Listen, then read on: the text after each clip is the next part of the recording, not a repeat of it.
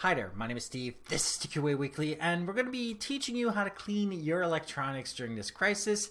This does apply to any time you are around sick people, especially seriously sick people, or even yourself. This is probably something you should be doing often anyway, and it's all about cleaning your phones, tablets, your earbuds, your earphones, Bluetooth devices, and whatever. Anything that you handle with your hands, and that goes near your face. And the first thing you need to do is to make sure that you have isopropyl alcohol or rubbing alcohol. And if you can't get that because of the crisis and a bunch of preppers out there, you can use soap and water. The other things you'll need are Q-tips if possible and cloths. Clean Q-tips and cloths if possible. I want you to turn off your phones after you're finished listening to this. Remove any cases. Remember, cases can be washed apart properly. Make sure your phone is off. And of course, before you do anything, make sure the surface you're going to be using is clean and that you have cleaned your hands thoroughly. Once you have done that, you will take the Q-tips or toothpicks in some cases, and you will gently clean the surfaces of each of your devices to make sure that no debris is left. Pristine surface is going to be a lot easier to clean in the next step. It also means that there's going to be less nutrients for bacteria and viruses to feed on. Because if your phone has virtually no debris and your case has virtually no debris, it won't have as much bacteria on it.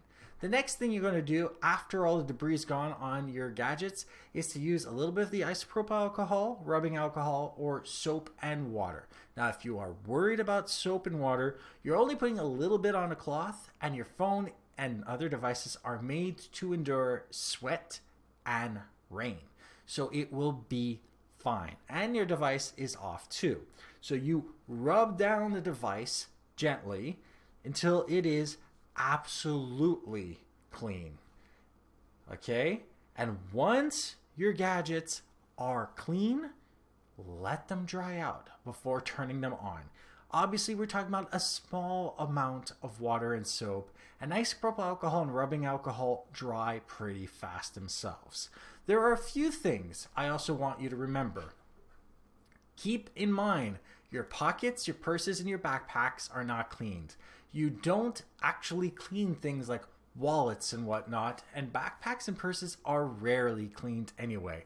So treat anything like your cell phone or your tablet as being contaminated. During this time, also clean your hands before putting anything in your ears or on your head. Clean your hands before and clean your hands after. Clean those specific devices also before and after each use to make sure that they are in fact clean. You don't want to accidentally infect yourself. Remember, we have to stay away from our faces at the same time. And always treat your phone and your tablets and anything else as being contaminated. That way, you don't accidentally put it up to your face. And of course, just be careful.